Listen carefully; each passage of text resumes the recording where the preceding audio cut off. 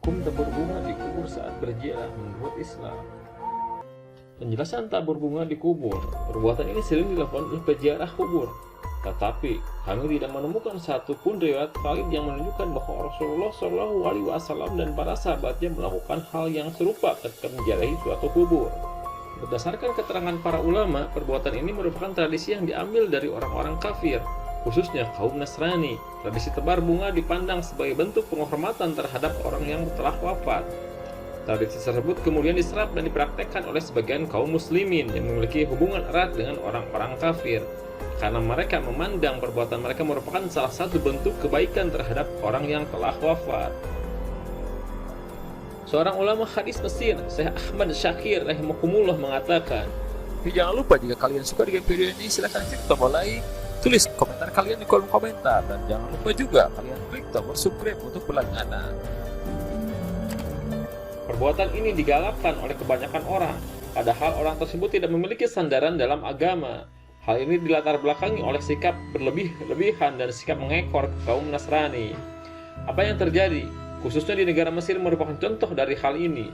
Orang Mesir pun melakukan tradisi tebar bunga di atas pusara atau saling menghadiahkan bunga sesama mereka. Orang-orang meletakkan bunga di atas pusara kerabat atau kolega mereka sebagai bentuk penghormatan kepada mereka yang telah wafat. Beliau melanjutkan, oleh karena itu, apabila para tokoh muslimin mengunjungi sebagian negeri Eropa, Anda dapat menyaksikan mereka menziarahi pekuburan para tokoh di negeri tersebut, atau ke pekuburan para pejuang tanpa nama, kemudian melakukan tradisi tebar bunga. Sebagian lagi meletakkan bunga imitasi karena mengekor Inggris dan mengikuti tuntunan hidup kaum terdahulu.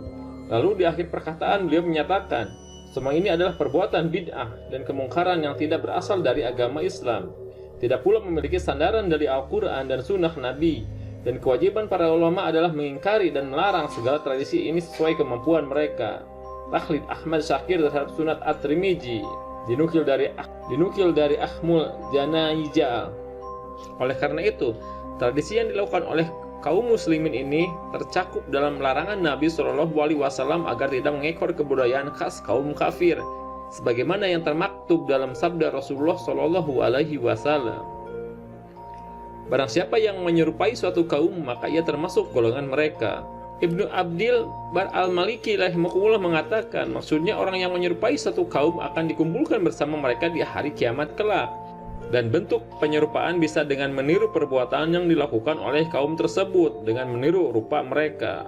Sebagian kaum muslimin menganalogikan tradisi tabur bunga ini dengan perbuatan Nabi Shallallahu Alaihi Wasallam yang menancapkan pelepah kurma basah pada dua buah kubur, sebagaimana yang terdapat dalam hadis Abdullah bin Abbas radhiyallahu anhuma. Mereka beranggapan bahwa pelepah kurma atau bunga yang diletakkan di atas pusara akan meringankan azab penghuninya, karena pelepah kurma atau bunga tersebut akan bertasbih kepada Allah selama dalam keadaan basah. Anggapan mereka tersebut tertolak dengan beberapa alasan berikut. Alasan pertama, keringanan azab kubur yang dialami kedua penghuni kubur tersebut adalah disebabkan doa dan syafaat Nabi Shallallahu Alaihi Wasallam kepada mereka, bukan pelepah kurma tersebut. Hal ini dapat kita ketahui jika kita melihat riwayat Jabir bin Abdillah radhiyallahu anhu.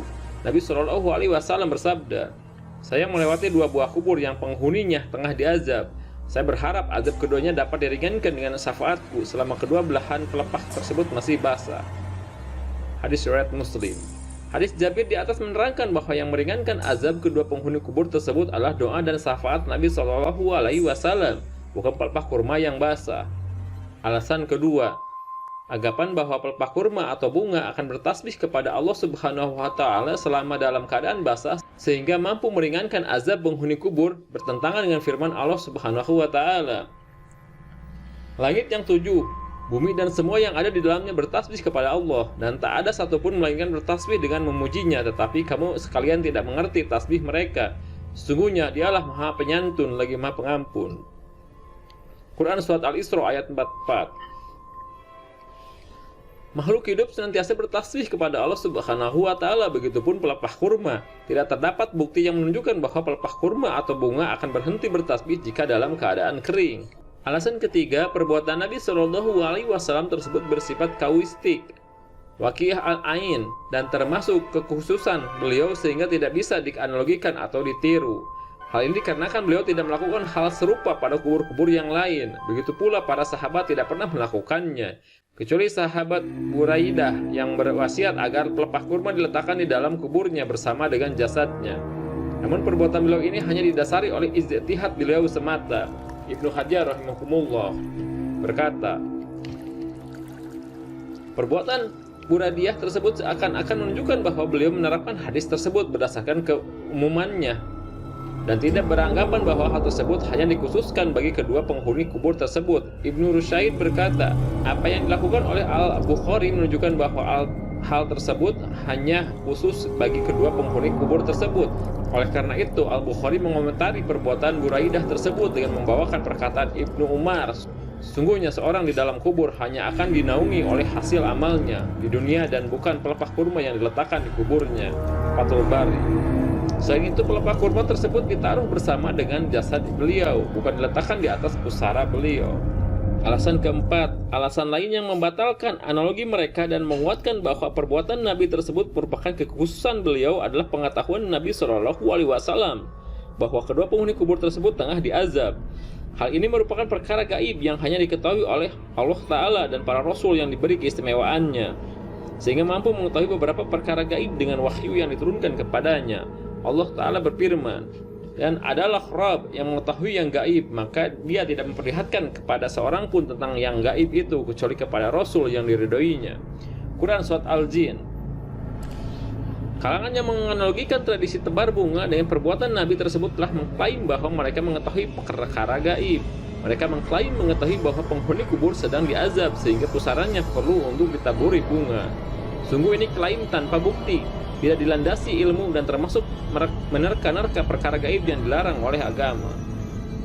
Alasan kelima, hal ini mengandung sindiran dan celaan kepada penghuni kubur, karena jika alasan mereka demikian, hal tersebut merupakan salah satu bentuk berburuk sangka, su'uzon, kepada penghuni kubur karena menganggapnya sebagai pelaku maksiat yang tengah diazab oleh Allah Subhanahu wa Ta'ala di dalam kuburnya sebagai balasan atas perbuatannya di dunia.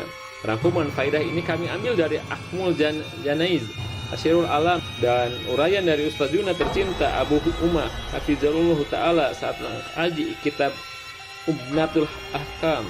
Berdasarkan keterangan di atas, kita dapat mengetahui bahwa tradisi ini selayaknya ditinggalkan dan tidak perlu dilakukan ketika berziarah kubur karena tercakup dalam larangan Nabi SAW. Kita juga mengetahui bahwa tidak terdapat riwayat valid yang menyatakan bahwa para sahabat dan generasi salaf melakukan tradisi tebar bunga di atas pusara. Hal ini menunjukkan bahwa perbuatan tersebut tidak dicantumkan oleh syariat kita. Oleh karena itu, kita patut merenungkan pernyataan As-Subki bahwa segala perbuatan yang tidak pernah diperintahkan dan dilakukan oleh Nabi SAW dan para sahabatnya merupakan indikasi bahwa amalan tersebut tidak disyariatkan. Dalam pernyataan beliau tersebut terkandung kaidah dasar dalam pensyariatan sebuah amalan. Wallahu a'lam.